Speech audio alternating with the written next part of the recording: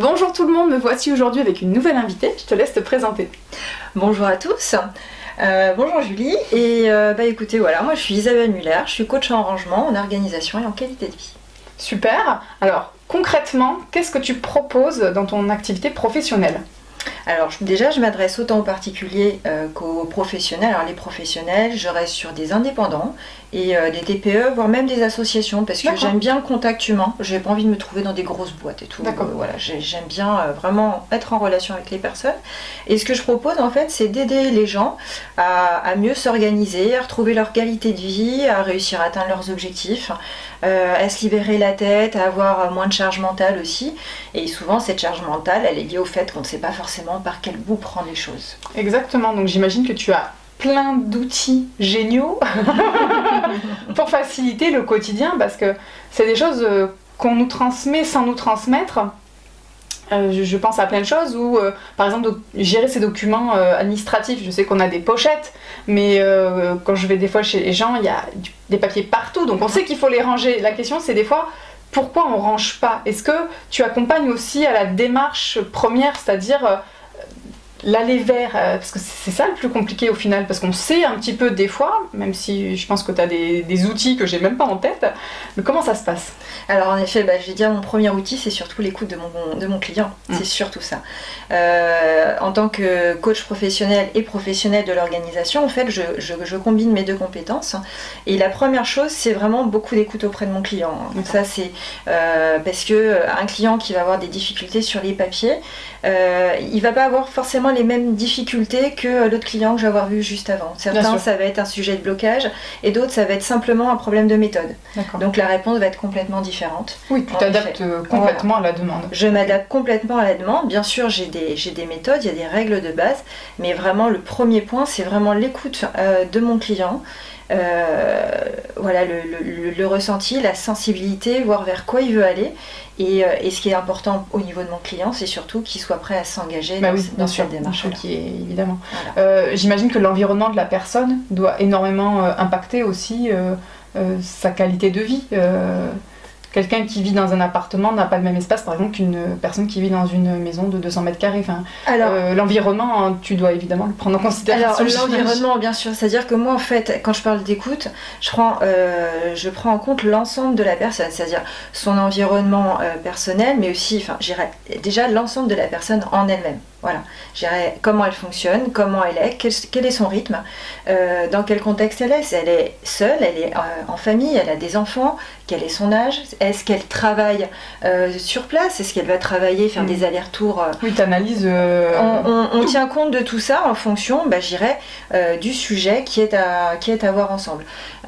Il y a des sujets qui ne demandent pas d'avoir besoin d'un tour d'horizon aussi important. Mais selon les sujets, on va faire le tour et à partir de là, on va pouvoir travailler ensemble pour voir quelles sont les meilleures solutions, les meilleures façons de faire pour arriver à ce que la personne attend. D'accord. Voilà. De manière globale, quel est le ou les sujets sur lesquels on te sollicite le plus souvent?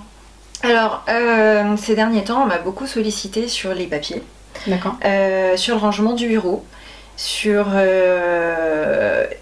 Après, sur le rangement et l'organisation de la maison plus globalement, mais voilà, c'est essentiellement sur des sujets comme ça. Voilà, rangement, organisation de la maison, comment voir un petit peu mieux les choses, comment ça peut être plus fluide, plus agréable au quotidien. Voilà, et au niveau des papiers, ouais, c'est réussir à... Voilà, démonter cette montagne de papier qu'on a gardée depuis des fois 5 ou 10 ans. Et des choses à trier, à jeter, et à bien stocker et c'est précieusement. Par quel bout je le prends, comment je le range, qu'est-ce que je peux garder, qu'est-ce que j'ai le droit de jeter. Exactement. Voilà. Ok. Est-ce que massivement ce sont des familles, des gens avec des enfants quand tu parles de l'organisation de la maison, ou est-ce que ça peut être...